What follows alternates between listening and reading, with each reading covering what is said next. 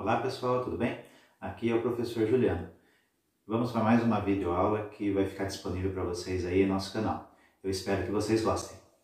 Na videoaula de hoje nós vamos ter um início aí, né, a respeito de corrente alternada. Então a ideia é a gente entender as principais diferenças aí, né, entre a corrente alternada e a corrente contínua, como calculam alguns parâmetros aí que nós vamos utilizar, né, durante as nossas próximas videoaulas, tá?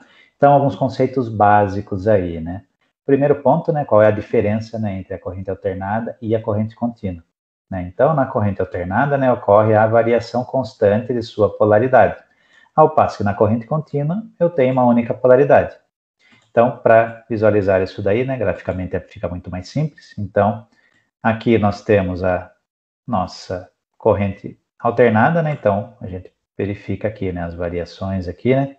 Ora está no semiciclo positivo, ora está no semiciclo negativo, ao passo que a corrente contínua, ela mantém um valor constante aí enquanto estiver energizado, né? Então, a contínua, ela tem essa característica aqui, né? Ela fica um valor fixo, ela não vai trocar a polaridade, tá bom? Então, nós vamos trabalhar em específico, né, a corrente alternada, tá bom? Então, alguns parâmetros importantes aí da corrente alternada estão aqui, ó, neste gráfico aqui. Então, aqui nós temos, né, uma curva aqui de tensão, então uma curva senoidal. Então, nós temos alguns parâmetros que nós conseguimos calcular, né, a respeito dessa nossa forma de onda senoidal. Então, o primeiro deles aqui, né, que está representando para vocês é o período. O que, que é o período? Ele é o tempo, né, que a minha senoide ela parte do início e termina um ciclo até ela retornar no ponto original. Então, ele é o tempo que demora para a minha senoide iniciar no semiciclo positivo, nesse caso, até terminar, e depois iniciar o negativo e finalizar para iniciar um novo ciclo, tá? Então, este tempo aqui nós vamos chamar de período ou ciclo. Temos também o valor de pico, que é o quê? É o valor máximo que a minha tensão, né, nesse exemplo aqui, ela consegue alcançar. Tá? Lembrando que como ela varia no tempo, então em cada instante aí eu vou ter valores diferentes, né? Então o valor de pico, né, ele é o máximo, que é o valor máximo da minha senoide. E eu tenho também o valor que nós chamamos de valor de pico a pico. Ou seja, o valor total aqui que a minha senoide ela chega, né, no valor tanto no semiciclo positivo quanto no negativo, tá? O que nós conseguimos calcular também quando a gente trabalha em sinais alternados é a frequência. O que seria a frequência, né? Seria quantas vezes esse ciclo ele se repete em um segundo. Então, como que a gente calcula a frequência, tá? Através desta equação aqui. Então, a frequência vai ser o inverso do meu período, tá? Então, a gente tem aí as nossas aulas aí, né, que nós vamos falar para vocês, né? Que na frequência da nossa rede elétrica, né, a gente trabalha com a frequência de 60 Hz. O que seriam esses 60 Hz? Seriam os 60 ciclos, né, em um segundo que a minha senoide, né, que a minha corrente alternada, ela faz. Tá? Então, para a gente calcular essa frequência, a gente vai usar o valor do período, né, o tempo que demora para fazer um ciclo. Então, a minha frequência vai ser quantas vezes esse ciclo é feito em um segundo. Aí, só lembrando, né, que a gente usa bastante essa daqui, né, a frequência, né, esse item aqui. E a unidade dele é o Hertz, tá? Representado por Hz. Tá bom? Aí aqui, né, ponto importante, né, quando a gente for medir grandezas elétricas em corrente alternada, é importante a gente trabalhar um conceito que é o valor eficaz, tá? Que eu vou explicar para vocês aqui na parte de baixo, tá? Que em inglês, né, é o valor RMS, que vem do inglês aqui, né, Root Mean Square, que é a definição de raiz média dos quadrados, tá? O que seria esse valor eficaz, né? Ele seria a equivalência, né, entre a corrente alternada e a corrente contínua, de modo que fosse realizado um mesmo trabalho, tá bom? Porque, assim, se a gente trabalhasse em corrente contínua, a gente poderia trabalhar com valores médios, tá? Porém, em corrente alternada, se eu trabalhar com valor médio, né, se a gente analisar esse gráfico aqui, ó, os dois valores são iguais, né, se a minha forma de onda for simétrica. Então, eu vou ter o mesmo valor positivo e o mesmo valor negativo.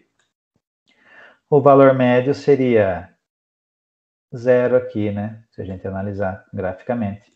E a gente não consegue trabalhar com isso, né? Então, a gente acaba utilizando o valor eficaz, né, para que a gente consiga trabalhar com a corrente alternada, né, de modo a consiga medir valores, né, todos valores de corrente, tensão, né, essas coisas aí. Então, essa daqui é a definição fundamental aí do valor eficaz, tá? E graficamente ela trabalha desta forma aqui. Por que é chamado, né, de raiz média dos quadrados? Porque para que a gente conseguisse coletar um valor médio da minha senoide, eu teria que tirar, né, esse semiciclo negativo aqui dessa parte de baixo. Então, se a gente lembrar um pouquinho da matemática lá, né, todo número, mesmo ele sendo positivo ou negativo, quando eu elevo ele ao quadrado, né, o termo negativo dele vira positivo. Então, é isso que acontece aqui, ó. Porém, o que acaba acontecendo, né, na minha senoide, né? Eu acabo dobrando o valor dela. Então, ao invés de ela estar nessa parte mais baixa aqui, ó, ela vai ficar num valor bem mais alto. Tá? Aí, para que eu consiga trabalhar com um valor um pouco menor, né, o valor real da minha senoide, todo mundo aqui no meu semiciclo positivo, eu vou e extraio a raiz desse valor. Aí eu vou conseguir com que toda a minha senoide, né, ela esteja no semiciclo positivo. Aí sim eu vou conseguir, né, coletar um valor médio, que daí faz através da nossa integral aqui, né, para que a gente consiga, né, coletar um valor médio, vamos dizer assim, né, porém, graficamente, né, ele seria, né, desta forma aqui, né, eu continuo com a minha senoide tendo semiciclo positivo e negativo, porém aqui está o meu valor eficaz, tá?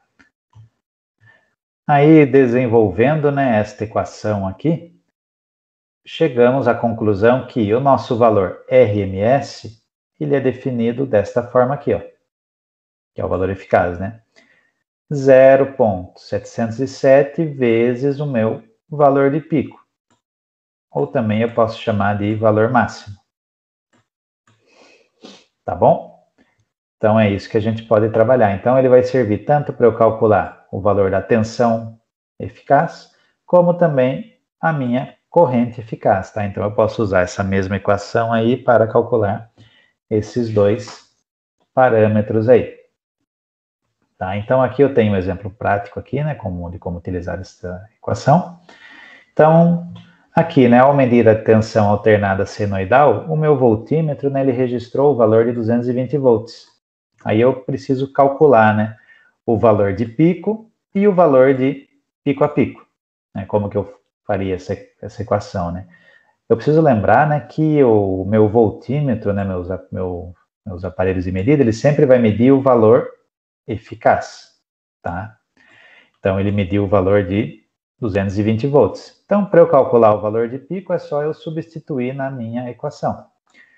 Então, eu lembro lá da equação que o valor eficaz é igual a 0,707 vezes o valor de pico. Só dividir 220 por 0,707 e eu vou ter o valor de pico aqui de 311,17 volts, tá? Este é o primeiro item. E o segundo, eu preciso calcular o valor de pico a pico. Né? Se a gente analisar graficamente, né, nós conseguimos já definir a equação, que o valor de pico a pico, né, vai ser o quê? Vai ser 2 vezes o meu valor de pico. Então, é só eu calcular, né, multiplicar o valor de pico por 2, né, que é isso que eu deixei para vocês aqui na parte de baixo da nossa apresentação. Tá, então, no nosso caso aqui, né, 2 vezes 311,17 vai resultar no valor de 622,34. Tá ok, pessoal? Bom, pessoal, essa foi a nossa videoaula e se liguem aí em nosso canal, que nós teremos vários outros vídeos aí que serão disponibilizados para vocês. Até a próxima!